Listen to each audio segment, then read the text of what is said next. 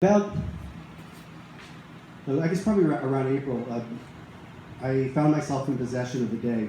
My son was at school, my wife was at work, my daughter was in the UK studying literature, and I said, "Wow, I got a whole day." So I got up really early, and I said, I'm gonna get to have a trip today."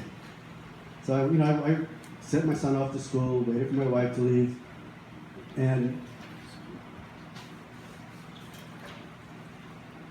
I went down to my secret stash in the basement, opened it up, got my scale, measured, and I measured 2.5 grams of dried mushrooms, and said, I'm gonna have myself a really good time. So what's different about this event than other times is that I don't really have anyone to trip sit for me, so I keep the quantities that I take at any given time on the low side because I need to be able to hold my own space. So 2.5 grams for me was really pushing it. And so I said, all right, I'm gonna do this. I'm gonna take the 2.5 grams. So I go down, I get my mushrooms and make a nice little tea. Spread out my bed nicely. Got my eye shades. Got my iPod dialed in the Johns Hopkins mushroom Johns Hopkins psilocybin music journey, and I'm getting ready to kind of like just ease right into this thing. So I take it and I start my meditating and I relax and I'm kind of like getting into this and I hear, I did turn the ringer off. I hear, so my daughter was in the UK and she'd been there since January, and she checks in every day, like multiple times a day, even though she's 3,500 miles away. "Hi Dad, how are you? I'm doing great. I'm going to da-da-da-da-da." And when she doesn't do that, she calls me up because Leeds is a kind of a scary city for her. It's far away. So anytime she's like walking down a dark street, she calls me up so she has a friendly voice to hear as she's going to and from whatever she's doing. So I go, just my daughter. I'm gonna leave this be.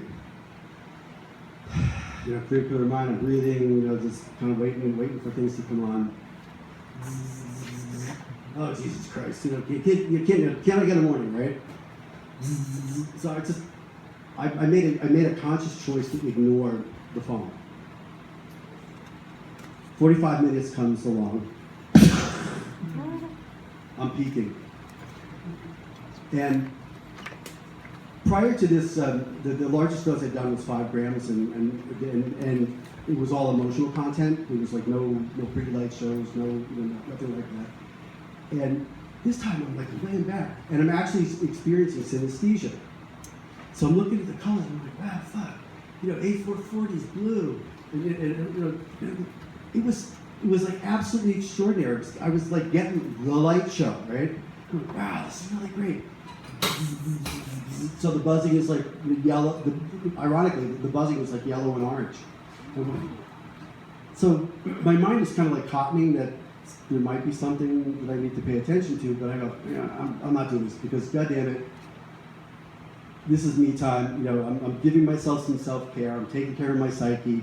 I'm trying to expand my mind. I'm a writer, so I'm stuck on this project, trying to figure out what the fuck to do next, and I need this time to do it.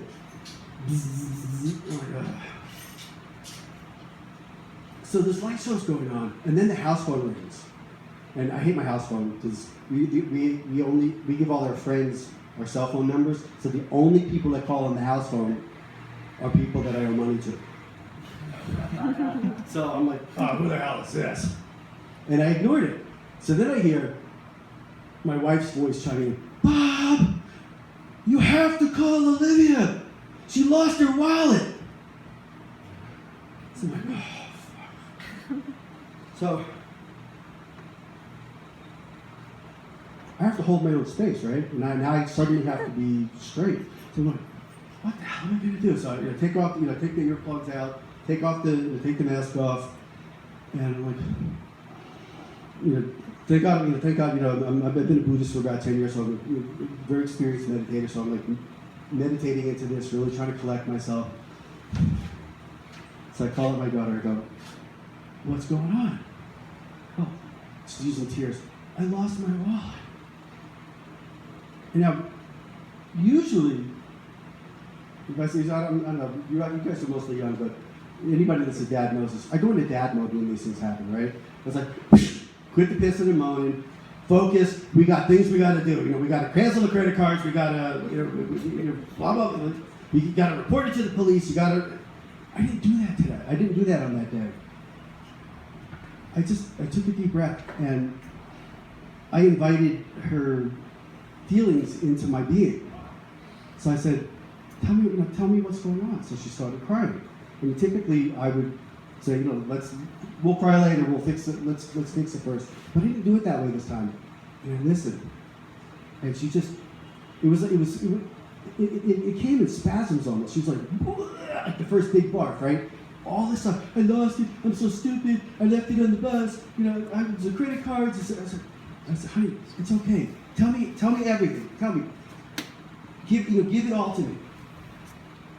And she said, so we go through 3 or 4 spasms like this, and you know how it's like you really can't tell time when you're under the influence of substances. So I can't tell you how long it was, but it seemed like a long time.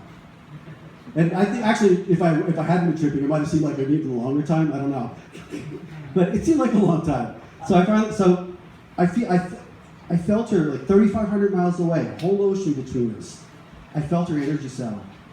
So then I go, are you ready to deal with the practical parts yet? And she goes, yeah. So I said, good. So here's what you're going to do. So I told her, I said, you need to, I said, I'll cancel your credit cards and I'll do this. So now I said, I'm going to hang up. Let me go take care of what I have to do.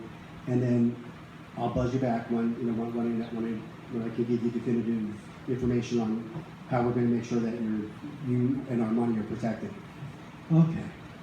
So now I'm freaking out, right? So I got to call the American Express. I got to call the bank, and this is like now we're like not in touchy-feely land. So I'm like, what the fuck? Like I don't know what I'm going to do. So the first thing I do is I call up my shrink and I go, hey, listen, I got an emergency. Do I sound normal? Like. Am I coherent? So we talked for about, I don't know, some period of time, long enough to assure me, and she said, yeah, no, you sound okay. I said, okay, good.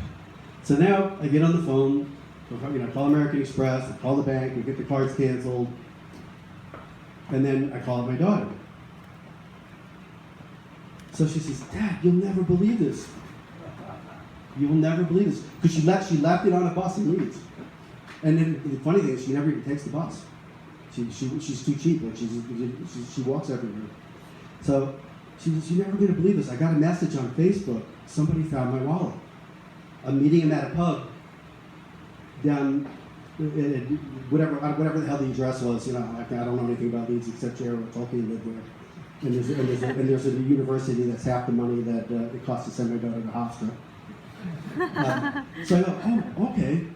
So she got her wallet back, right? So now, if you had asked me the day before what I was expecting from that trip and whether what happened would have been a good trip, I would have told you no. Because just like I told you I practice Buddhism, right? Like everybody meditates to get a good situation.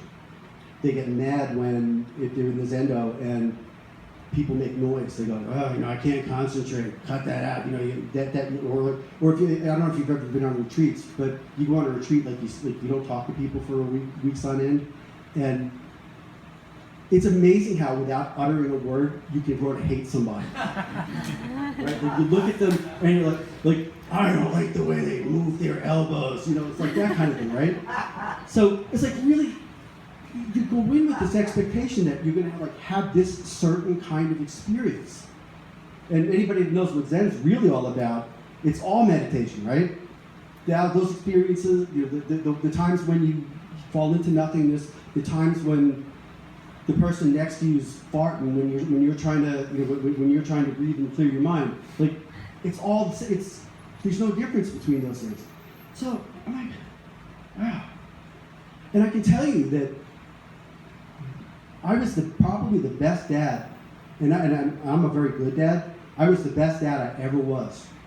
And it's the first time in my life where I actually believed that it's possible to project our energy across the planet to help someone. And I later talked to her and I said, well, did you feel held and reassured and comfortable while that happened? And she went, yeah, it was like you, she said, it was like you were there, Dad. Because I was there. And so I had an amazing trip.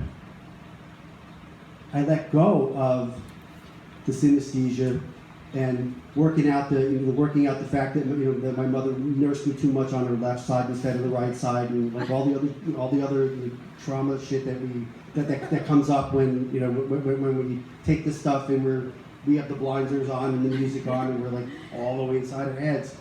I had an amazing trip, and that is in part the genesis for why I wanted to have this discussion about, well, what do we expect from these medicines or drugs or whatever the hell you want to call them? What do we expect from them, and what can they give us when we don't expect anything?